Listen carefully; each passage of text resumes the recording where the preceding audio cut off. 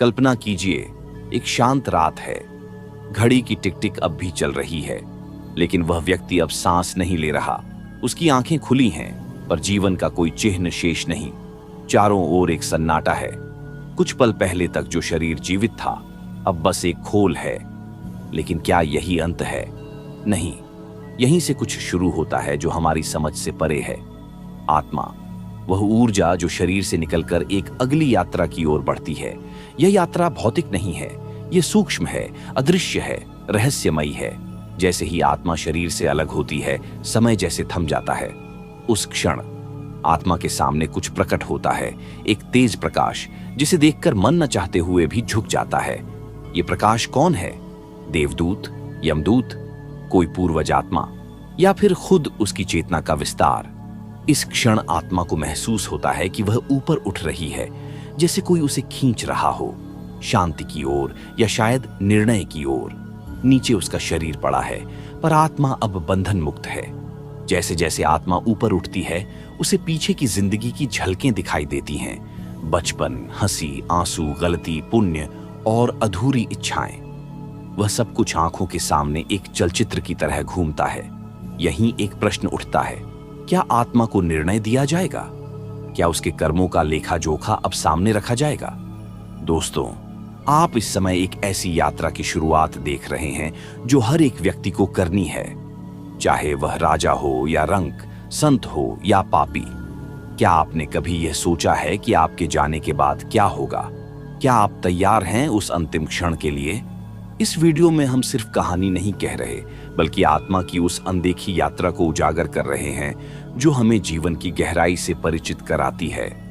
मैं आपसे अनुरोध करता हूं, इस वीडियो को अंत तक देखें, क्योंकि जो सच आपके सामने आने वाला है वह आपके सोचने के तरीके को बदल सकता है। और कमेंट में जरूर बताइए, क्या आपने कभी मृत्यु को इतनी गहराई से समझने की कोशिश की है? आत्मा अब एक द्वार के सामने खड़ी होती है। यह कोई साधारण द्वार नहीं, यह एक रहस्यमयी द्वार है जो केवल सूक्ष्म जगत में दिखाई देता है। इस द्वार के दोनों ओर दो प्रकाशमान आकृतियां खड़ी हैं। एक के चेहरे पर गंभीरता है और दूसरे पर मधुर मुस्कान। वही मधुर मुस्कान आत्मा से कहती है, तुम्हारा स्वागत है, लेकिन तुम्हें अब उत्तर देना होगा। उत्तर किसका और क्यों? आत्मा इस प्रश्न को सुनकर थोड़ी देर के लिए स्थिर हो जाती है। जैसे ही यह वाक्य उसके सूक्ष्म अस्तित्व में गूंजता है, एक कंपन होता है और सामने का दृश्य बदल जाता है। वह अब किसी प्रकाश से घिरे मार्ग पर खड़ी है, पर उस प्रकाश में एक अजीब सी गहराई है जो ना पूरी तरह उजाला है, ना ही पूरी तरह अंधकार। वहां कोई समय नहीं है, लेकिन प्रतीक्षा है। वहां कोई शरीर नहीं है, पर हर कर्म की गूंज है। अचानक एक दीप्तिमान स्वर गूंजता है, तुम कौन थे और तुमने अपने जीवन में क्या बोया? यह सवाल किसी और से नहीं, खुद आत्मा से किया जाता है। पर जवाब देने से पहले आत्मा को अपने जीवन की वो क्षणिक परतें दिखाई जाती हैं जो उसने खुद भुला दी थीं। दर्शकों, सोचिए, अगर आज आपको वो सब दिखा दिया जाए जो आपने किया है, हर झूठ, हर प्रेम, हर क्षमा, हर घृणा, तब आप क्या महसूस करेंगे? सामने एक दर्पण प्रकट होता है, पर यह साधारण दर्पण नहीं। इसमें शरीर नहीं, आत्मा का प्रतिबिंब दिखता है। इस दर्पण में वह सब उभरता है जो भीतर छिपा था, विचार, भावनाएं, इरादे और वो सारे कर्म जो अदृश्य थे, पर ब्रह्मांड ने उन्हें लिख लिया। जैसे ही आत्मा इस दृश्य को देखती है, उसकी चेतना में हलचल मचती है। एक रहस्यमयी आवाज कहती है, हर कर्म एक कंपन है और हर कंपन का प्रभाव सूक्ष्म लोक में दर्ज होता है। अब आत्मा को वो द्वार फिर से दिखाई देता है, लेकिन इस बार द्वार के भीतर से कई आवाजें आती हैं। कुछ बुला रही हैं, कुछ डरा रही हैं। एक पल के लिए सब कुछ शांत हो जाता है और तभी आत्मा को दिखता है एक तराजू। इस तराजू में आत्मा के समस्त कर्म तुलने लगते हैं। एक ओर वो क्षण जिसमें उसने किसी की मदद की, और दूसरी ओर वो जब उसने खुद को ही खो दिया था। इसी क्षण एक रहस्यमयी आकृति कहती है, जो तुम थे वह अब नहीं हो, और जो तुम हो उसका निर्णय अभी बाकी है। इस वाक्य के साथ ही एक गूढ़ प्रश्न उभरता है, क्या आत्मा को पुनर्जन्म दिया जाएगा? यह प्रश्न जैसे ही अस्तित्व में गूंजता है, सूक्ष्म लोक की तरंगें बदलने लगती हैं। कोई अदृश्य शक्ति आत्मा को एक नई दिशा में खींचती है, जैसे कोई प्राचीन रहस्य धीरे धीरे अपने द्वार खोल रहा हो। वहां न कोई समय है, न कोई स्थान, केवल एक चेतन प्रवाह है जिसमें आत्मा तैर रही है। अब आत्मा एक दिव्य सभा के सम्मुख खड़ी होती है। यह कोई भौतिक सभा नहीं, बल्कि एक आद्य निर्णय सभा है जिसे चित्त मंडल कहा जाता है। यहाँ कोई शब्दों में बात नहीं करता, सब कुछ विचारों के माध्यम से संप्रेषित होता है। यह मंडल न तो न्यायालय है, न ही दंड स्थल। यह तो आत्मा के सत्य का दर्पण है। चारों ओर से एक दिव्य कंपन आत्मा को घेर लेता है, न संगीत, न मौन, बल्कि कोई अनकही ध्वनि जो हृदय के पार गूंजती है। उस ध्वनि में आत्मा के समस्त जन्मों की स्मृति छिपी है, वो जन्म भी जिनका उसे अब तक आभास तक नहीं था। और यहीं प्रकट होता है एक अद्भुत दृश्य। आत्मा को उसकी स्वयं की चेतना का विस्तार दिखता है। उसमें अनेक जन्मों के दृश्य एक साथ प्रकट होते हैं। कभी वह एक आर्षि थी, कभी साधारण किसान, कभी स्त्री, कभी योद्धा, और हर बार एक अधूरी यात्रा छोड़कर लौट आई थी। दर्शकों, क्या आप सोच सकते हैं कि आप आज जो हैं वो आपके ही अनेकों जन्मों का एक समुच्चय है? अब चित्त मंडल में एक प्रश्न आत्मा के सम्मुख रख दिया जाता है। क्या अभी तुम्हारा अनुभव पूर्ण हुआ है या तुम अभी भी शेष हो? यही प्रश्न पुनर्जन्म का द्वार खोलता है, क्योंकि जब आत्मा अपनी यात्रा को अधूरा अनुभव करती है तब उसे एक और अवसर दिया जाता है। पर यह अवसर अनमोल भी है और दायित्वपूर्ण भी। अचानक आत्मा के चारों ओर 5 सूक्ष्म द्वार प्रकट होते हैं। हर एक द्वार एक अलग संसार की ओर ले जाता है। इन द्वारों पर कोई नाम नहीं लिखा, पर हर द्वार एक ऊर्जा छोड़ता है। कहीं भय, कहीं करुणा, कहीं ज्ञान, कहीं मोह और कहीं निर्वाण की ओर संकेत करता है। आत्मा उलझन में है, किस द्वार से गुजरे? क्या यह पुनर्जन्म के द्वार हैं या किसी अन्य लोक के? तभी एक रहस्यमयी वाक्य आत्मा के भीतर प्रतिध्वनित होता है, जो द्वार तुम्हारे भीतर खुलता है वही तुम्हारा मार्ग बनेगा। यह वाक्य आत्मा को भीतर झांकने को बाध्य करता है और वहां से एक नया रहस्य प्रकट होने ही वाला है। क्या आत्मा अब खुद अपना मार्ग चुनेगी? यह विचार जैसे ही आत्मा की चेतना में गूंजता है, चारों ओर की सूक्ष्म संरचना बदलने लगती है। वातावरण और भी पारदर्शी और दिव्य हो जाता है, मानो किसी अनदेखे लोक में प्रवेश हो चुका हो, जहां विचार भी एक जीवित इकाई की तरह व्यवहार करते हैं। अब आत्मा के सामने प्रकट होती है एक संस्कार पट। ये कोई वस्तु नहीं, बल्कि एक जीवंत ऊर्जा संरचना है, जिसमें आत्मा के हर निर्णय, हर संकल्प और हर पल की आंतरिक भावना दर्ज है। इस पट को देखकर आत्मा चौंक जाती है, क्योंकि वहां पर वह सब दिखता है जो उसने दूसरों से छिपाया था, और सबसे अधिक जो उसने खुद से छिपाया था। यह दृश्य किसी दर्पण से अधिक पारदर्शी है और किसी न्याय से अधिक गूढ़। उसमें सिर्फ कर्म नहीं, कर्म के पीछे की भावना भी दर्ज है। आत्मा समझने लगती है कि उसके पुनर्जन्म का मार्ग केवल बाहरी नहीं, बल्कि पूरी तरह अंतरात्मा से संचालित है। दर्शकों, कल्पना कीजिए, यदि आपके हर विचार की ध्वनि भी ब्रह्मांड में दर्ज होती हो, तो क्या आप अब भी वही सोचेंगे? अब आत्मा के सामने एक और अद्भुत अनुभव होता है। 5 द्वार एक एक करके कंपन करने लगते हैं। उनमें से एक द्वार, जो सबसे अधिक शांत दिखता था, अचानक तेज प्रकाश छोड़ता है और एक वाक्य सुनाई देता है, तुम्हारा ऋण अभी चुकता नहीं हुआ। यह वाक्य आत्मा को झकझोर देता है। कौन सा ऋण? किससे? क्या यह ऋण किसी व्यक्ति से है या ब्रह्मांड से? और इसी प्रश्न के साथ आत्मा को वह क्षण याद आता है जब उसने किसी अपने को अधूरी माफी दी थी, और तभी समझ आता है कि हर अधूरा संबंध एक बंधन बन जाता है जो आत्मा को दोबारा पृथ्वी की ओर खींचता है। अब आत्मा के चारों ओर तेज गति से दृश्य बदलते हैं। पिछले जन्म के वे सभी लोग जो अब नए रूपों में पृथ्वी पर हैं, उसकी चेतना से जुड़ने लगते हैं। यह पुनः जन्म का नहीं, बल्कि पुनः मिलन का क्षण है। वह गूढ़ वाणी फिर से सुनाई देती है, जिससे तुम जुड़े थे उसी के समीप लौटना है, वही तुम्हारा द्वार है। अब आत्मा को निर्णय लेना है, किस द्वार से जाना है। लेकिन क्या यह निर्णय उसका होगा या उसके अधूरे बंधन उसे चुन लेंगे? क्या आत्मा को अपनी चेतना पर अधिकार है? यही प्रश्न अब आत्मा के चारों ओर घूमता है, जैसे कोई दिव्य मंत्र जो उत्तर नहीं देता बल्कि और गहराई में ले जाता है। आत्मा अब एक ऐसे तल पर पहुंच चुकी है जहां विचार भी स्पंदन बन जाते हैं और स्पंदन ही उसका मार्ग बनाते हैं। वहां कोई जुबान नहीं, पर हर अनुभूति बोलती है। आत्मा को लगने लगता है कि निर्णय लेना तो एक भ्रम था। असल में निर्णय तो उसी पल ले लिया गया जब उसने किसी के प्रति प्रेम किया था या क्रोध। अब आत्मा को दिखता है एक रहस्यमयी वृत्त जिसे चेतना चक्र कहा जाता है। यह चक्र किसी मशीन की तरह नहीं घूमता, बल्कि आत्मा के ही कंपन से गति पकड़ता है। इसका हर एक कोण आत्मा के पूर्व जन्मों के संकेत बीज को छूता है और तभी एक विचित्र कंपन होता है।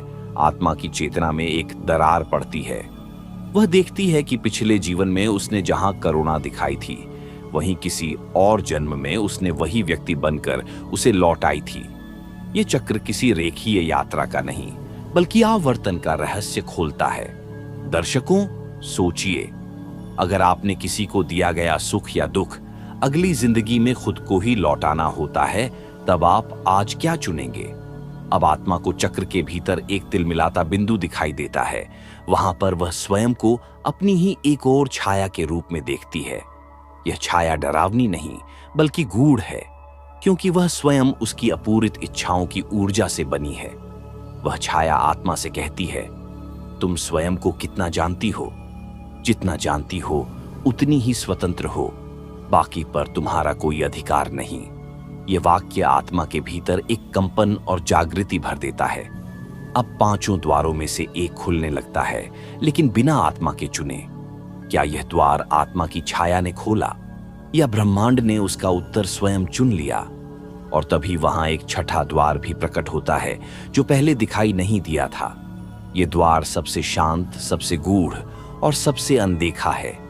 क्या आत्मा उस छठे मार्ग पर जा सकती है जो शायद पुनर्जन्म से भी परे है? ये जानने के लिए अगले भाग की ओर बढ़ते हैं। आपके शब्द, क्या आत्मा उस छठे मार्ग पर जा सकती है? यह प्रश्न उठते ही संपूर्ण सूक्ष्म क्षेत्र की ऊर्जा जैसे बदल जाती है। 5 द्वारों की उपस्थिति अब पीछे छूटने लगती है और आत्मा उस छठे द्वार की ओर खींचती है जो न तो प्रकाश से बना है, न अंधकार से, बल्कि उस मौन से जो सृष्टि के आरंभ से पहले था। यह द्वार किसी गंतव्य की ओर नहीं, बल्कि एक स्थिति की ओर संकेत करता है जहां जाना लौट आना नहीं कहलाता और वहां से लौटना जन्म नहीं कहलाता। आत्मा एक अपरिभाषित कंपन में डूबने लगती है। यह कंपन उसे पृथ्वी से भी दूर कर रहा है और स्वर्ग से भी। अब आत्मा को जो दृश्य दिखता है वह अब तक के सभी अनुभवों से परे है। एक विशाल शून्य जिसमें न आकार है न दिशा, पर वह शून्य जीवंत है। उसमें चेतना की लहरें हैं जो बिना स्रोत के भी बहती हैं। दर्शकों, जरा रुकिए और सोचिए, यदि आपके सामने एक ऐसा मार्ग खुल जाए जहां न पुनर्जन्म है न मृत्यु, क्या आप उसकी ओर बढ़ना चाहेंगे?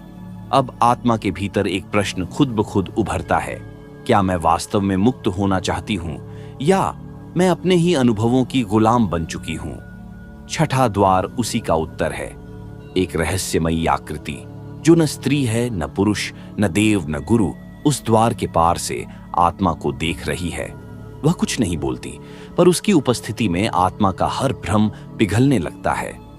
वह आकृति आत्मा से नहीं पूछती, बल्कि याद दिलाती है, तुम यहां पहले भी आ चुकी हो, पर हर बार लौट गई थी क्योंकि तुमने अभी अनुभवों को पूर्ण नहीं किया। यह वाक्य आत्मा को चौंका देता है। क्या यह मुक्ति का मार्ग है या केवल एक परीक्षण? अब आत्मा की चेतना के भीतर एक अंतिम चित्र उभरता है। उसमें वह स्वयं को अनेक रूपों में देखती है, सभी दिशाओं में, जैसे काल और व्यक्तित्व अब एक साथ टूट चुके हों।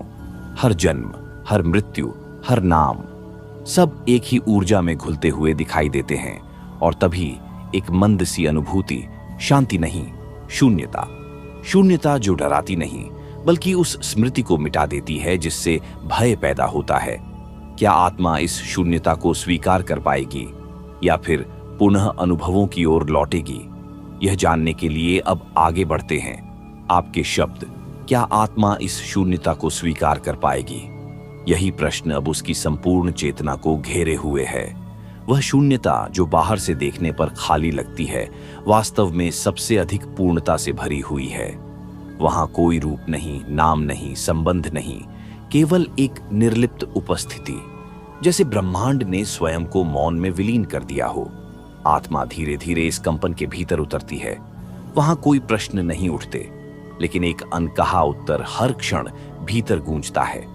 यह अनुभव शब्दातीत है, जहां ना मैं बचता है न मेरा।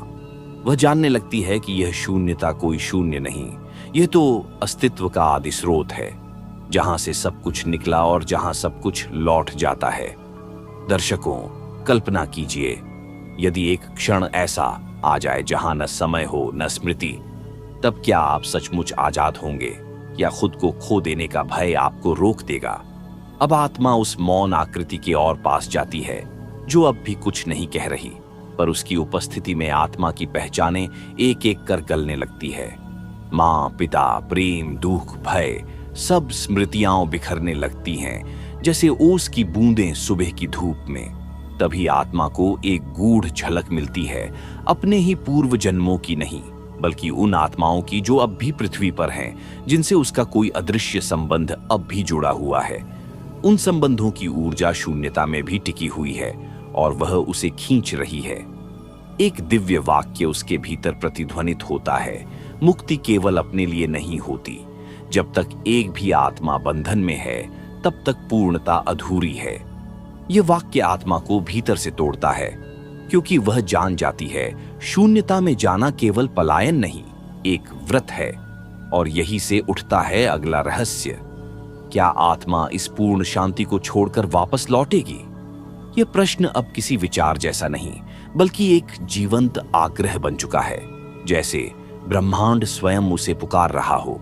आत्मा, जो अब तक शून्यता की शांत गोद में समा चुकी थी, अचानक एक सूक्ष्म कंपन से स्पंदित होने लगती है, जैसे कोई भूला हुआ वादा उसे फिर से याद आ गया हो।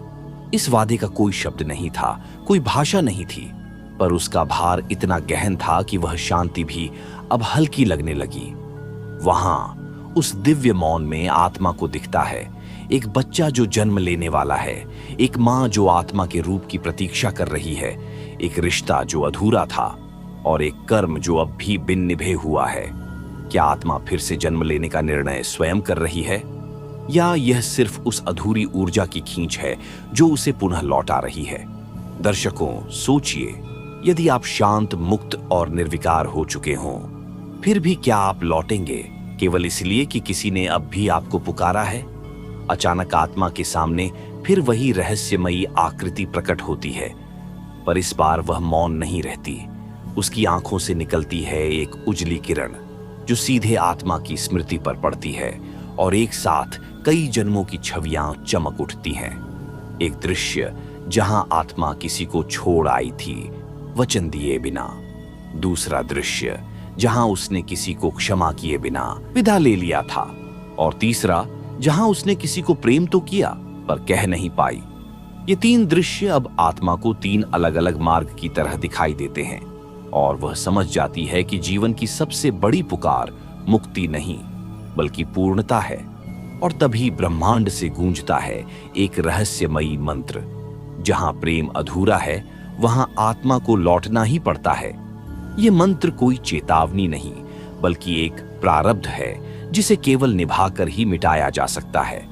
अब आत्मा एक बार फिर निर्णय के द्वार पर खड़ी है। क्या वह उसी मां के गर्भ में प्रवेश करेगी? यह विचार अब आत्मा की समग्र ऊर्जा को घेर लेता है। उसे अपने चारों ओर एक ऐसा सूक्ष्म आवरण महसूस होता है जो समय और स्थान के बंधनों से परे है, फिर भी एक स्पष्ट आकर्षण रेखा खींच रहा है उस देह की ओर जो अभी अस्तित्व में नहीं आई, पर उसका मार्ग बन रही है। यह गर्भ कोई साधारण शरीर नहीं, बल्कि एक ऐसा शरीर मंदिर है जिसकी रचना स्वयं आत्मा की चेतना ने की थी, उसके संकल्पों, उसके संस्कारों और अधूरी स्मृतियों के आधार पर। गर्भ की पहली आभा उसे पृथ्वी से जोड़ती है, पर एक गूढ़ रहस्य से भरी गंध भी लिए हुए होती है। वह गंध जो आत्मा को उसकी भूली हुई प्रतिज्ञाओं की ओर खींचती है। और तभी आत्मा को एक अनदेखा दृश्य दिखाई देता है। माँ के हृदय की धड़कन, एक भाव जो किसी को पहचान नहीं पाया, लेकिन किसी को खो देने का डर अब भी छुपाए बैठा है। वह भय जो केवल आत्मा ही शांत कर सकती है। दर्शकों, सोचिए, अगर आपकी आत्मा को यह झांत हो कि अगला जन्म किसी और की मुक्ति का कारण बनेगा, तो क्या आप जीवन को फिर से चुनेंगे, जानकर कि उसमें पीड़ा भी होगी? अब आत्मा को 3 बिंदु दिखाई देते हैं। एक गर्भ, एक सूक्ष्म शरीर जो मार्गदर्शक बन सकता है, और एक ऐसा आयाम जहां वह किसी और के साथ संयोग जन्म ले सकती है। यह संयोग जन्म कोई सामान्य पुनर्जन्म नहीं होता। यह 2 आत्माओं का संवर्ती अवतरण होता है। जब दोनों का प्रारब्ध एक दूसरे की पूर्ति में जुड़ा होता है, तभी आत्मा के चारों ओर ब्रह्मांडीय ऊर्जा लहराती है।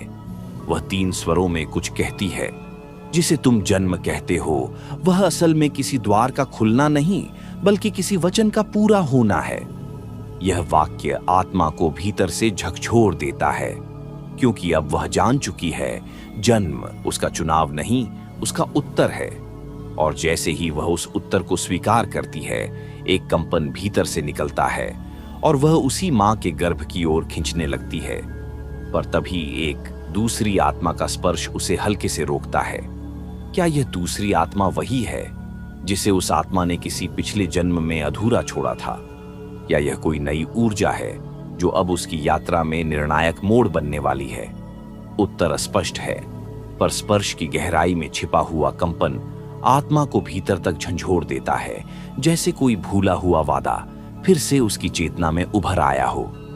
वो दूसरी आत्मा कुछ नहीं कहती, पर उसकी उपस्थिति में समय जैसे ठहर जाता है। दोनों आत्माएं एक दूसरे के चारों ओर सूक्ष्म गति में चक्कर काटती हैं, जैसे ब्रह्मांड उन्हें फिर से किसी साझा जीवन के लिए बांधना चाहता हो। यह कोई आकर्षण नहीं, यह ऋणानुबंध है जो जन्मों की स्मृति के पार जाकर भी अमिट बना रहता है। दर्शकों, कल्पना कीजिए, यदि आपकी आत्मा के पास यह अधिकार हो कि वह स्वयं तय करे कि अगला जीवन किसके साथ जुड़कर जिए, तो क्या आप उस आत्मा को चुनेंगे जिसने आपको तोड़ा था, या उस आत्मा को जिसने आपको पूरा किया था? अब आत्मा के सामने एक और दृश्य खुलता है, एक बीते जन्म का दृश्य। उसमें वही दूसरी आत्मा है, लेकिन संबंध अब भी अधूरे हैं। कुछ अनकहे वाक्य, कुछ अधूरी विदाई, और एक मृत्यु जो अचानक आई थी बिना किसी अलविदा के। इस दृश्य को देखकर आत्मा के भीतर कंपन तेज हो जाता है। वो जानती है, यदि इस आत्मा के साथ जन्म लिया तो जीवन आसान नहीं होगा, लेकिन पूर्ण अवश्य होगा। और यहीं से वह निर्णय का सबसे संवेदनशील बिंदु आता है। क्या मैं फिर से उसे ढूंढने जन्म लूं, या उसे मुक्त कर दूं? तभी ब्रह्मांड से एक स्वर गूंजता है, कुछ आत्माएं तुम्हें तुम्हारे कर्म देने नहीं, तुम्हारे कर्म पूरे करने आती हैं। ये शब्द आत्मा के निर्णय को स्पष्ट कर देते हैं। वह उस दूसरी आत्मा के स्पर्श को स्वीकार करती है, और उसी क्षण दोनों आत्माएं एक दिव्य ऊर्जा वृत्त में प्रवेश करती हैं, जहां जन्म की लहरें उन्हें घेरने लगती हैं। अब आत्मा मां के गर्भ की ओर बढ़ रही है, लेकिन इस बार अकेली नहीं। क्या यह जन्म केवल पुनरारंभ है, या एक गहरा मिलन जो इस जीवन की दिशा ही बदल देगा? इस उत्तर को जानने के लिए अगले भाग की ओर चलें।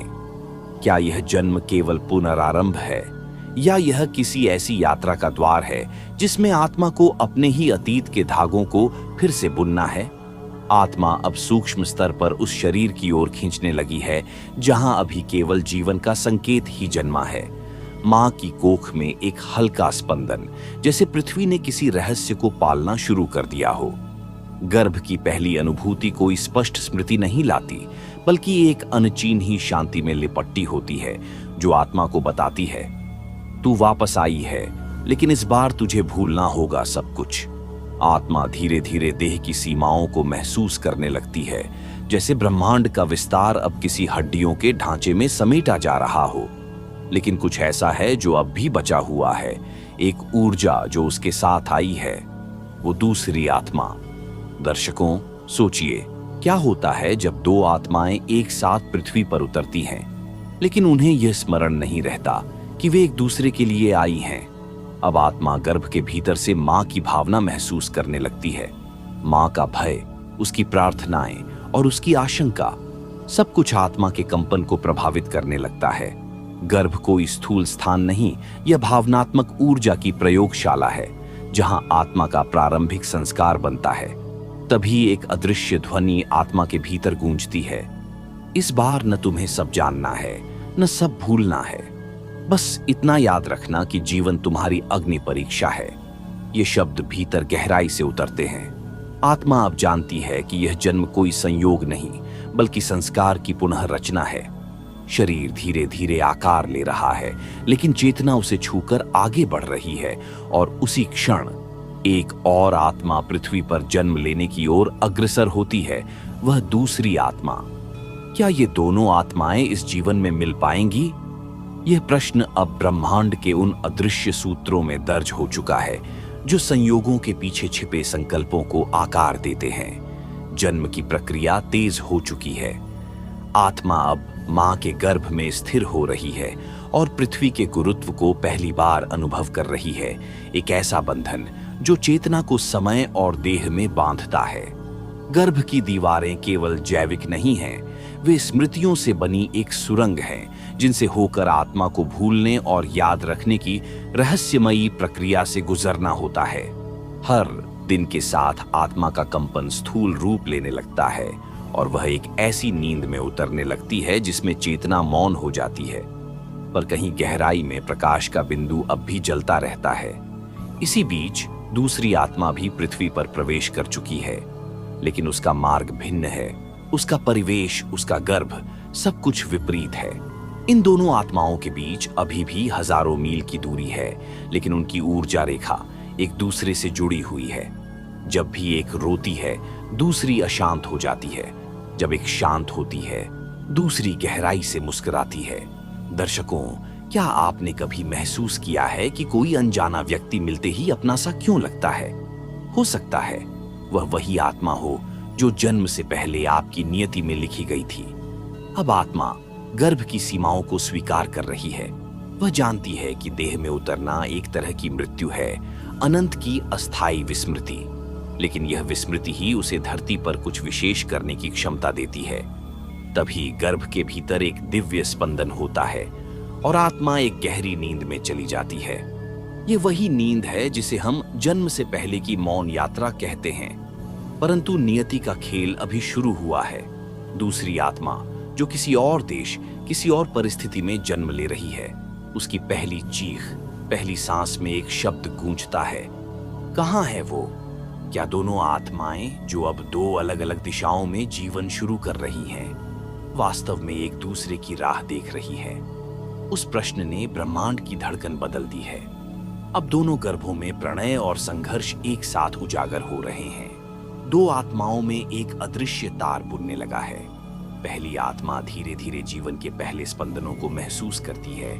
माँ की धीमी आपकी मुट्ठी, उसकी सांस में एक अनसुलझा संगीत। वहीं दूसरी आत्मा की माँ की आकांक्षाएं हवा में गूंजती है। यह बच्चा वह आएगा जिसने मुझे वह प्रेरणा दी थी। दोनों में एक ही गूढ़ आकर्षण है, पर उनका मिलन अभी उस क्षितिज पर चमक रहा है जहां अभी पहुंचना बाकी है। दर्शकों, कल्पना कीजिए, यदि आपके जीवन में कोई छिपी हुई मददगार आत्मा हो जो आपको भीतर से खिलने में मदद करे, लेकिन आप दोनों पंक्तियों पर चलकर सिर्फ एक क्षण में मिले, तो वह क्षण कितना रहस्यमय होगा। अब पहली आत्मा को गर्भ के भीतर एक हल्की आवाज सुनाई देती है, तुम्हारा उद्देश्य, पर मध्य में ही ये शब्द टूट जाते हैं। दूसरी आत्मा भी किसी सपने से झांकती है। वह एक उजली आकृति देखती है, पर वो परछाई में खो जाती है। यह क्षण बताता है कि दोनों की यात्रा एक दूसरे की यादों और इरादों के पर्दे से गुजरकर ही संभव हो पाएगी। जो संयोग अभी दिखाई दे रहा है वह एक शून्य बिंदु से शुरू होने वाला है, जहां समय थमता है पर कर्म चलती रहती है। क्या इन दोनों आत्माओं की राह एक दूसरे को पहचानने से शुरू होगी, या वे एक दूसरे के इतने समीप आकर भी अनजाने बने रहेंगे? जन्म के क्षण पास आ चुके हैं। पहली आत्मा गर्भ में अपनी देह को अब पूर्ण रूप में महसूस कर रही है। हर अंग, हर धड़कन अब उसके आत्मिक कंपन के अनुरूप बन चुका है। लेकिन इसी के साथ वह आत्मा एक रहस्यमय भूल में प्रवेश कर रही है। जिसे हम माया का घूंघट कहते हैं। यह माया वह शक्ति है जो आत्मा को उसकी पिछली स्मृतियों से काट देती है, ताकि नया जीवन एक नए अनुभव की तरह शुरू हो। परंतु कुछ स्मृतियां ऐसी होती हैं जो माया के परे जाकर भी आत्मा की सूक्ष्म चेतना में गूंजती रहती है। यही वे संकेत होते हैं जो दो आत्माओं को समय आने पर एक दूसरे की ओर खींच लाते हैं। दूसरी आत्मा अब जन्म ले चुकी है। उसका पहला स्पर्श, उसकी पहली दृष्टि किसी खोई हुई पहचान को खोजने की व्याकुलता से भरी है। वह रोती नहीं बल्कि शांत है, जैसे कोई वादा हो जो अभी भी भीतर जीवित है। दर्शकों, क्या आपने कभी किसी अनजान चेहरे को देखकर एक पल को ऐसा महसूस किया है जैसे वह आपको वर्षों से जानता हो सकता है वह इसी आत्मिक संबंध की छाया हो। पहली आत्मा अब अंतिम क्षणों में है। गर्भ के भीतर एक कंपन हो रहा है और उसी क्षण ब्रह्मांड की ऊर्जा एक विशेष घड़ी को जन्म देती है। वह समय जब संयोग और कर्म एक रेखा पर मिलते हैं, यही वह घड़ी है जो आत्मा को तय नियति की ओर खींचती है। जैसे ही पहली आत्मा जन्म लेती है, उसकी आंखें पल भर को कुछ ढूंढती हैं, जैसे कोई जाना पहचाना स्पर्श, कोई अधूरी छवि, कोई खोई हुई अनुभूति। लेकिन वह दृश्य अधूरा रह जाता है। क्या यह अधूरापन ही भविष्य में उन्हें जोड़ने का संकेत बनेगा, या फिर यह अधूरा क्षण दोनों आत्माओं को जन्मों तक भटकाता रहेगा? पहली आत्मा जो अब नवजात के रूप में इस धरती पर आई है, उसकी आंखों में एक विचित्र शून्यता है, जैसे वह कुछ भूल चुकी हो, पर कोई गहरा प्रश्न अब भी भीतर जीवित हो। बाहरी दुनिया के स्पर्श से जैसे ही उसका शरीर स्पंदित होता है, भीतर की सूक्ष्म चेतना में एक कंपन उठता है। यह जीवन कुछ विशेष है, यहाँ कुछ अधूरा है जिसे पूर्ण करना है। वह कंपन शब्द नहीं, लेकिन अर्थ से भरा हुआ है, जैसे किसी मंदिर की घंटी दूर जंगल में सुनाई दी हो और आत्मा ने उसकी दिशा पहचान ली हो। उधर दूसरी आत्मा भी अपने जीवन की पहली घड़ियों से गुजर रही है। भले ही परिवार अलग हैं, संस्कारों की भाषा भिन्न है, लेकिन दोनों के भीतर एक गूढ़ साम्यता है। दोनों कुछ ढूंढ रहे हैं, और यह तलाश किसी बाहरी वस्तु की नहीं, बल्कि आत्मिक पहचान की है। दर्शकों, जरा सोचिए, क्या होगा अगर दो आत्माएं एक दूसरे को ढूंढती हुई जीवन के हर मोड़ पर एक कदम दूर होकर भी एक कदम करीब आती रहे? समय तेजी से बढ़ रहा है, बचपन की नींव रखी जा रही है। पहली आत्मा के चारों ओर रिश्तों का संसार आकार ले रहा है, लेकिन भीतर वह अब भी कभी कभी किसी अदृश्य साथी से संवाद करती है।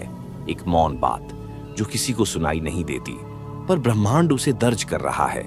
उधर दूसरी आत्मा को कभी कभी एक सपना आता है, एक पहाड़ी, एक उजली रोशनी और कोई चेहरा जो हर बार जागने से ठीक पहले धुंध में खो जाता है। वह चेहरा अधूरा है, लेकिन उसकी उपस्थिति भावनाओं के महासागर में लहर उठा देती है। क्या ये सपने ही उन्हें जीवन की वास्तविक राह तक ले जाएंगे, या ये सपने केवल चेतना की गहराइयों में तैरते हुए संकेत हैं, जिनका अर्थ समय ही प्रकट करेगा? समय बीत रहा है और दोनों आत्माएं अब अपने अपने संसार में बचपन की सीमाओं को समझ रही हैं। एक तरफ पहली आत्मा के मन में सवाल उठते हैं, मैं यहां क्यों हूं? ये सब पहले जैसा क्यों लगता है? दूसरी ओर दूसरी आत्मा में भी एक शांत बेचैनी है, जैसे कोई अनकहा संवाद अधूरा छूट गया हो। पहली आत्मा कभी कभी अकेले में आंखें बंद करती है और एक प्रकाशमय वृत्त देखती है जो धीरे धीरे उसकी ओर बढ़ता है, और हर बार उस वृत्त के केंद्र से एक मधुर परंतु अज्ञात स्वर गूंजता है, तुम्हें पहचानना होगा जब समय आए। ये वाक्य कोई साधारण संदेश नहीं, ये भविष्य के रहस्य का बीज है। दूसरी आत्मा की रातें इन दिनों अजीब हो चली हैं। हर रात एक सपना आता है, एक नदी जिसमें चांद की परछाई डोलती है और उस पार कोई खड़ा है, पीठ किए हुए, जैसे वो जानता है कि कोई उसे देख रहा है। लेकिन हर बार जब वह पास जाने लगती है, दृश्य धुंधला हो जाता है। दर्शकों, आपने कभी सोचा है कि क्या हमारे सपने वास्तव में किसी और की यादें हो सकते हैं? क्या यह संभव है कि आत्मा एक दूसरे के कंपन को सपना बनाकर भेजती हो? समय की रेखा अब उनके भाग्य की ओर मुड़ रही है। दोनों आत्माओं को स्कूल, घर और जीवन के सामान्य दृश्य अब अर्थहीन से लगने लगे हैं। उनके भीतर की बेचैनी अब चेतना को खींच रही है किसी अदृश्य दिशा में, जैसे कोई अदृश्य डोर उन्हें नियति की ओर खींच रही हो। और तब पहली बार पहली आत्मा को एक ऐसा सपना आता है जिसमें वह वही नदी देखती है, वही चांद की परछाई और वही आकृति। लेकिन इस बार वह आकृति मुड़ती है और अगले ही क्षण आंख खुल जाती है। क्या अब समय आ गया है जब दोनों आत्माएं एक दूसरे की उपस्थिति को पहचानेंगी, या यह केवल एक और भ्रम होगा जो उन्हें और अधिक गहराई में खींच ले जाएगा? पहली आत्मा अब किशोरावस्था में प्रवेश कर चुकी है। उसके स्वप्न अब और अधिक तीव्र, स्पष्ट और वास्तविक हो गए हैं। उसे वह नदी अब महज एक स्वप्न नहीं लगती, वह मानो किसी पूर्व जन्म की याद बनती जा रही है। और वह चेहरा अब हर बार थोड़ा और स्पष्ट हो रहा है। उधर दूसरी आत्मा, जिसे बचपन से ही भीड़ में अकेलापन लगता है, अचानक किसी मेले में भीड़ के बीच एक अजीब सा कंपन महसूस करती है, जैसे कोई बहुत परिचित ऊर्जा पास से गुजरी हो। वह मुड़ती है, लेकिन कोई चेहरा नहीं दिखता, केवल एक ध्वनि, बहुत धीमी, जो कानों से नहीं आत्मा से सुनी जाती है। मैं यही हूं। दर्शकों, कभी कभी आत्मा किसी की उपस्थिति को देखे बिना भी पहचान लेती है। क्या आप कभी किसी जगह गए हैं जहां पहली बार जाकर भी लगा हो, मैं यहां पहले भी था? यही संकेत होते हैं उस रहस्य के जिसे शब्द नहीं समझा सकते, केवल आत्मा महसूस कर सकती है। पहली आत्मा अब जागते समय भी सपनों की तरह संवेदनशील हो गई है। वह अपने स्कूल के पुस्तकालय में एक किताब उठाती है और उसमें रखा एक पुराना फूल हाथ में आते ही उसकी उंगलियां कांप जाती हैं। एक क्षण के लिए उसकी दृष्टि धुंधली हो जाती है और वही आकृति, वही नदी, वही आवाज। लेकिन ये सब पुस्तक में नहीं थे, ये सब भीतर से उभरा। दूसरी आत्मा भी अचानक संगीत सुनते सुनते रो पड़ती है। कोई तान उसके भीतर किसी द्वार को खोल देती है, मानो वह तान उस आत्मिक डोर को झंझना गई हो जो उसे किसी के बेहद पास ले जाती है। और अब ब्रह्मांड ने पहली बार दोनों आत्माओं को एक ही शहर में पहुंचा दिया है। वे अभी भी एक दूसरे को नहीं जानते, लेकिन कुछ ऐसा होने वाला है जो उनके भीतर के कंपन को जागृत कर देगा। क्या पहली बार दोनों की आंखें आमने सामने होंगी, या फिर ब्रह्मांड उन्हें अब भी तैयार होने का अवसर दे रहा है? समय की रेखा उन्हें एक ऐसे क्षण की ओर ले जा रही है जहां आकस्मिक कुछ भी नहीं होता। यह वो समय है जहां हर दृश्य, हर व्यक्ति, हर शब्द किसी दिव्य पटकथा का भाग लगता है। एक पुस्तक प्रदर्शनी में भीड़ के बीच दोनों आत्माएं एक ही स्थान पर होती हैं। पहली आत्मा एक पुरानी आध्यात्मिक पुस्तक के पन्ने पलट रही होती है और दूसरी आत्मा ठीक उसके पीछे उसी शेल्फ से एक पुस्तक निकालती है। पल भर के लिए उनकी उंगलियां एक ही कवर पर टिक जाती हैं। उंगलियों का वह छूना कोई साधारण स्पर्श नहीं होता, जैसे किसी पुराने वचन की ध्वनि फिर से गूंज गई हो। पहली आत्मा एक पल को ठिठकती है, वह सिर उठाकर देखती है और सामने की आंखों में जैसे एक जाना पहचाना सागर लहराता है। वह नहीं जानती कि यह कौन है, लेकिन दिल की धड़कन जैसे अचानक ब्रह्मनाद से भर गई हो। दूसरी आत्मा भी सिहर उठती है। उस एक क्षण में न कोई शब्द बोले जाते हैं, न कोई परिचय होता है, केवल मौन और दृष्टि का मिलन होता है, जिसमें युगों की थकावट जैसे एक सांस में उतर जाती है। दर्शकों, क्या आपने कभी किसी की आंखों में देखकर ऐसा अनुभव किया है जैसे समय ठहर गया हो, जैसे ब्रह्मांड की सारी गति थम गई हो केवल उस एक दृष्टि के लिए? पर अगले ही क्षण जैसे कोई अदृश्य शक्ति हस्तक्षेप करती है, पुस्तक उसके हाथ से गिर जाती है और जब वह झुककर उठाने के बाद दोबारा ऊपर देखती है, सामने कोई नहीं होता, जैसे कोई स्वप्न अचानक टूट गया हो। अब दोनों आत्माएं लौट जाती हैं, लेकिन भीतर कुछ जाग चुका है। एक भाव जो शब्द नहीं जानता, केवल प्रतीक्षा करता है। क्या यह मिलन स्थायी बन पाएगा, या ब्रह्मांड फिर कोई अग्नि परीक्षा रखेगा उनके पुनर्मिलन के बीच? जो आत्मा को उसकी अगली साधना के लिए प्रेरित करने आया हो। जब दो आत्माएं युगों बाद टकराती हैं, तो वह क्षण संयोग नहीं, साक्षात ब्रह्म नियोजन होता है। लेकिन ब्रह्मांड सरल मार्ग नहीं देता, वह परीक्षणों की अग्नि में तपाकर ही मिलन को अमर बनाता है। पहली आत्मा उस दिन के बाद अनजानी बेचैनी में डूब गई है। उसे किसी की आंखें, किसी का स्पर्श, किसी मौन की गहराई बार बार याद आती है। वह जानती नहीं क्यों, लेकिन उसके भीतर कोई द्वार खुल चुका है और उस द्वार के पार कोई उसे बुला रहा है। वह अब ध्यान में बैठते ही एक ही दृश्य देखती है, चमकती हुई रेखा जो अंधकार को चीरते हुए किसी दूसरे स्वर में बदल रही है। दूसरी आत्मा ने भी उस संयोग को केवल दृश्य नहीं समझा, उसके भीतर कुछ ऐसा जाग गया है जो अब शब्दों से परे है।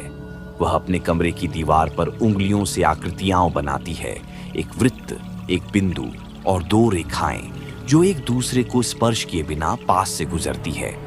दर्शकों, क्या दो आत्माएं बिना छुए भी एक गूढ़ भाषा में संवाद कर सकती हैं? क्या ब्रह्मांड के कंपन शब्दों से अधिक स्पष्ट होते हैं? धीरे धीरे दोनों आत्माओं के जीवन में अजीब घटनाएं घटने लगती हैं। घड़ियां रुक जाती हैं। राह चलते लोग अचानक वही वाक्य बोलते हैं जो उन्होंने स्वप्न में सुने थे और किताबों से पन्ने स्वयं पलटने लगते हैं, जैसे कोई अदृश्य उपस्थिति उन्हें निर्देश दे रही हो। फिर एक रात दोनों को अलग अलग शहरों में एक ही सपना आता है। एक महाशून्य में दोनों एक दूसरे को देख रहे हैं, लेकिन उनके बीच एक कांच की दीवार है। वे बोल नहीं सकते, छू नहीं सकते, लेकिन उनकी आंखों से बहता एक ही आंसू कांच पर एक बिंदु बनाता है और वह बिंदु चमकने लगता है।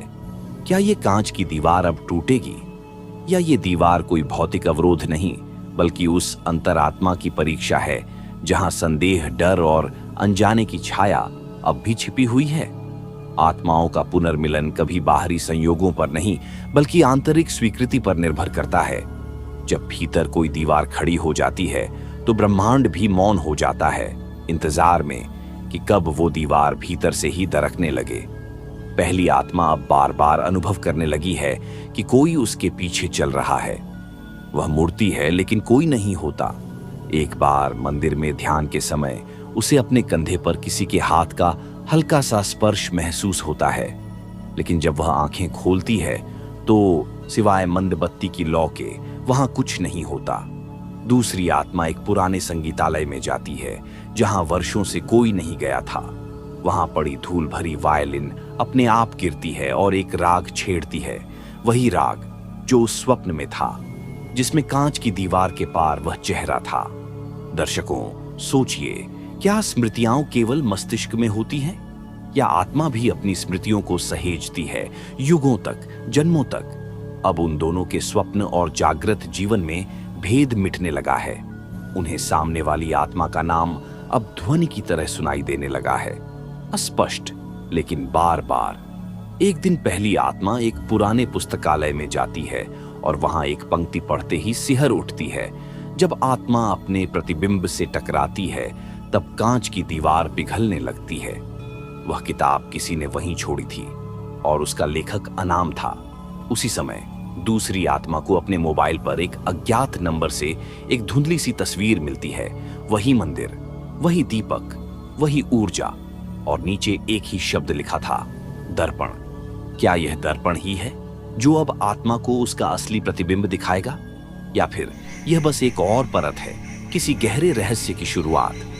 क्या यह दर्पण ही है जो आत्मा को उसकी पूर्व जन्म की परछाई दिखा रहा है, या फिर यह वही ब्रह्म द्वार है जहां से आत्मा पुनः अपनी आध्यात्मिक यात्रा को पहचानने लगती है?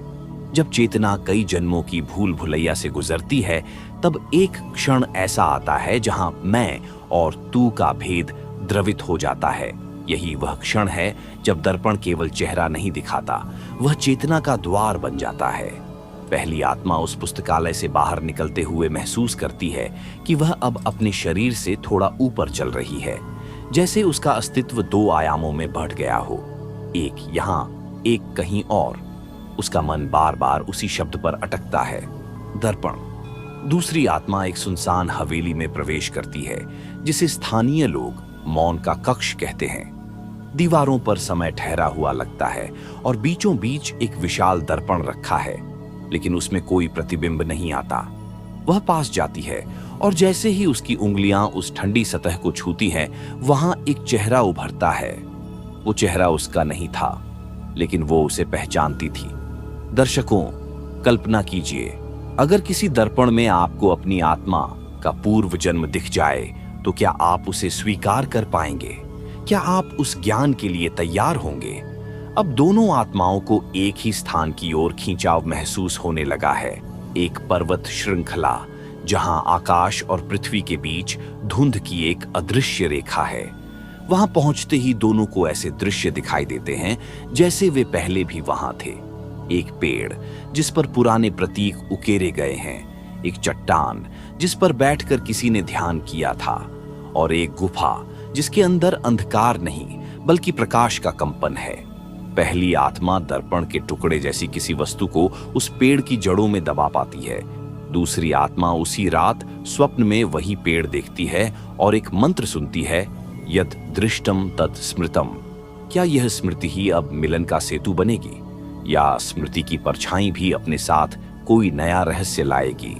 क्या यह स्मृति ही वह चाबी है जो आत्मा को उसकी मूल यात्रा की ओर ले जाती है, या फिर ये महज ब्रह्मांड की कोई गूढ़ परीक्षा है जो भ्रम और सत्य के बीच एक रेखा खींच रही है? जब कोई स्मृति अचानक मन के अंतरतम तल से उठती है तो वह केवल अतीत नहीं लाती, वह आत्मा के भीतर एक कंपन पैदा करती है जो भविष्य की दिशा भी तय करता है। पहली आत्मा उस स्थान पर फिर से लौटती है जहां उसने वह दर्पण का टुकड़ा पाया था। इस बार पेड़ की जड़ें कुछ कह रही थीं। हाँ, एक कंपन, जैसे धरती की नब्ज उसे पुकार रही हो। वह आंखें बंद करती है और एक दृश्य दिखाई देता है, एक प्राचीन मंदिर जिसके पत्थरों पर लिखा था, स्मृति ही साक्षी है, साक्षी ही द्वार है। उधर दूसरी आत्मा उस मंत्र की गूंज से जागती है। वह अपने कमरे में जलता दीपक देखती है, लेकिन लौ उल्टी दिशा में बह रही है, जैसे समय उल्टा चल रहा हो। उसके मन में अब कोई संशय नहीं कि दोनों आत्माओं की स्मृतियां एक दूसरे की परछाई बन चुकी हैं। दर्शकों, कल्पना कीजिए कि जब दो आत्माओं की यादें एक दूसरे में घुल जाएं, तो क्या वे अब दो रहती हैं, या एक नई चेतना का जन्म होता है जो न तो पुरुष है न स्त्री, केवल एक ऊर्जा? अब दोनों आत्माओं को एक ही दिशा का अनुभव होता है, उत्तर की ओर, एक प्राचीन स्थल की ओर जिसे अवशेष तीर्थ कहा जाता है। वह स्थान कोई पर्यटक स्थल नहीं बल्कि एक ऐसा क्षेत्र है जहां आत्माओं की स्मृतियां धरती में समाधिस्थ हो जाती हैं। वहां पहुंचकर उन्हें एक प्राचीन यंत्र दिखता है जिसे छूते ही समय ठहर जाता है। हवा रुक जाती है और केवल एक ध्वनि सुनाई देती है, तुमने जिसे खोया वह कभी गया ही नहीं था। क्या यह यंत्र उन्हें उस समय में लौटा सकता है जहां से यह मिलन पहली बार टूटा था, या इस यंत्र के साथ जुड़ा है कोई त्याग, कोई बलिदान? क्या यह यंत्र उन्हें वापस उसी क्षण में पहुंचा सकता है जहां नियति की डोर पहली बार उलझी थी, या यह केवल एक भ्रम है जो आत्मा को पुनः माया के गहन जाल में उलझाने आया है? यंत्र से निकलती ध्वनि कोई सामान्य नाद नहीं थी। वह ध्वनि सीधी आत्मा के अंतरतम में प्रवेश कर रही थी, जैसे ब्रह्मांड स्वयं कोई स्मृति दोहरा रहा हो। पहली आत्मा जैसे ही यंत्र को छूती है, उसके नेत्र बंद हो जाते हैं और वह स्वयं को एक अलग कालखंड में देखती है। एक पूर्व जन्म, एक वचन और एक अधूरी प्रतिज्ञा। वह देखती है कि किसी ने उस यंत्र को रक्त से अभिषेक किया था, एक बलिदान के साथ। वह बलिदान क्यों हुआ था? किसे बचाने के लिए? दूसरी आत्मा उसी समय एक पत्थर की समाधि के समीप जाती है जहां एक प्रतीक उकेरा हुआ है, दो समांतर रेखाएं, लेकिन बीच में एक बिंदु, जैसे दोनों मार्ग एक क्षण को साझा करते हों। जैसे ही वह उस बिंदु पर उंगली रखती है, एक रहस्यमयी श्वास की आवाज आती है, जिसे तुम खोज रही हो वह स्वयं तुम्हें देख रहा है। दर्शकों, अब जरा रुकिए, कल्पना कीजिए, क्या हो अगर आत्मा जिस रहस्य को जानना चाहती है वह रहस्य पहले से आत्मा के भीतर ही बंद हो? क्या यह संभव है कि आत्मा स्वयं ही अपने लिए पर्दा बन जाए? अब दोनों आत्माओं को एक ही दर्शन होता है, एक लौ जो बिना किसी ईंधन के जल रही है, एक दिव्य ज्योति जिसे केवल वही देख सकते हैं जिन्होंने सत्य के द्वार पर दस्तक दी हो। जैसे ही वे उस लौ के पास आते हैं, एक प्रश्न गूंजता है, तुम अतीत को देखना चाहते हो या उसे बदलना? यह प्रश्न केवल सुनाई नहीं देता, वह आत्मा के कंपन में बदल जाता है। क्या यह प्रश्न ही अब उनकी अगली परीक्षा बनेगा? और यदि हां, तो क्या कोई आत्मा समय की रेखा को मोड़ सकती है या कीमत चुकानी होगी? क्या यह प्रश्न ही दरअसल आत्मा की अग्नि परीक्षा है, या ये उस ब्रह्मांडीय नियम का छुपा हुआ संकेत है जो समय, स्मृति और चेतना से भी परे है? जिस क्षण दोनों आत्माओं ने वह प्रश्न सुना, तुम अतीत को देखना चाहते हो या उसे बदलना, उसी पल ब्रह्मांड ने उनका परीक्षण आरंभ कर दिया। पहली आत्मा के समक्ष एक द्वार प्रकट हुआ। न तो वह भौतिक था, न ही दिव्य, बल्कि उसके भावनात्मक घावों से बना हुआ था। जैसे जैसे वह उस द्वार के समीप पहुंची, एक अनसुनी पुकार भीतर से आती है, वो क्षण फिर लौटेगा, लेकिन उसकी कीमत क्या दोगे? दूसरी आत्मा को समय उल्टा चलता दिखता है। उसकी हर स्मृति जैसे मिट रही हो या नए रूप में पुनः जन्म ले रही हो। एक काल चक्र उसके चारों ओर घूम रहा है और वह समझ जाती है ये केवल उसके जीवन की कहानी नहीं, ये उसकी चेतना के निर्माण का रहस्य है। एक रहस्यमयी छाया प्रकट होती है। न वह राक्षस है, न देवता, वह द्वंद्व है, हर आत्मा का अंतर्यामी प्रश्न जो केवल निर्णय के क्षणों में साकार होता है। तुम जिसे बदलना चाहते हो, क्या वह तुम्हारा अपना ही स्वरूप है? छाया पूछती है। दर्शकों, क्या आत्मा सच में समय में परिवर्तन कर सकती है, या समय केवल हमें छलावा देता है कि हम कुछ भी नियंत्रित कर सकते हैं? यहाँ पहली आत्मा का हाथ यंत्र की ओर बढ़ता है, लेकिन इस बार दूसरी आत्मा उसे रोकती है। दोनों की दृष्टि मिलती है और एक साथ वे कहते हैं, हम तैयार हैं। लेकिन क्या वे सच में तैयार हैं? क्योंकि जो अब खुलेगा वह केवल आत्मा की यात्रा नहीं, बल्कि स्वयं नियति के रहस्य को छूने का दुस्साहस होगा। लेकिन क्या वे सच में तैयार हैं? ये शब्द जैसे ब्रह्मांड के सूक्ष्मतम तल पर गूंजते हैं। वह गूंज अब ध्वनि नहीं, चेतना बन चुकी है। जैसे किसी अदृश्य द्वार के पीछे समय, मृत्यु और आत्मा तीनों स्वयं को प्रकट करने की तैयारी में हों। दोनों आत्माएं अब एक ही यंत्र के सामने खड़ी हैं, पर यंत्र अब वैसा नहीं रहा। उसमें से उठती है एक ध्वनि, नाद ब्रह्म, जिसमें अनगिनत जन्मों की प्रतिध्वनियां समाई हुई हैं। एक ही क्षण में वे देखती हैं अपने समस्त जन्म, अपने प्रत्येक कर्म, प्रत्येक विकल्प जो उन्होंने चुना, और वह भी जो वे चुन सकती थीं। यह अंतिम निर्णय का क्षण है। उनसे पूछा जाता है, यदि सत्य जान जाओ तो क्या उसका भार सहन कर पाओगे? क्योंकि इस अंतिम चरण में आत्मा को न केवल अपने कर्मों से, बल्कि उन अनकहे विचारों से भी गुजरना होता है जो कभी रूप नहीं ले सके। यह कोई दंड नहीं, यह निर्वसन है, एक आत्मा का पूर्ण निर्वसन, जहां हर भ्रम गलकर केवल सार रह जाता है। अचानक प्रकाश और अंधकार दोनों मिलते हैं। एक मौन पैदा होता है जिसे कोई शब्द व्यक्त नहीं कर सकता। आत्माएं अब शरीर विहीन, काल रहित और सीमाहीन हो चुकी हैं। वे अब देखने वाले नहीं, स्वयं दृष्टि बन चुकी हैं। दर्शकों, क्या आपने कभी सोचा है कि मृत्यु के बाद आत्मा कहीं जाती नहीं, बल्कि वह लौटती है? न किसी स्वर्ग में, न नर्क में, बल्कि उस चेतना में जहां वह पहली बार जागी थी। और वही सबसे बड़ा रहस्य है, आत्मा कहीं जाती नहीं, वह केवल अपने वास्तविक स्वरूप को याद करती है। अब कहानी नहीं रही, यह एक दर्पण है। और अब प्रश्न आपकी आत्मा से है, क्या आप भी तैयार हैं अपने भीतर के उस अंतिम द्वार को देखने के लिए? यदि हां, तो कमेंट में बस एक शब्द लिखिए, जागृति, और बताइए, क्या आप उस सत्य को जानना चाहेंगे जो इस जीवन और मृत्यु के पार है?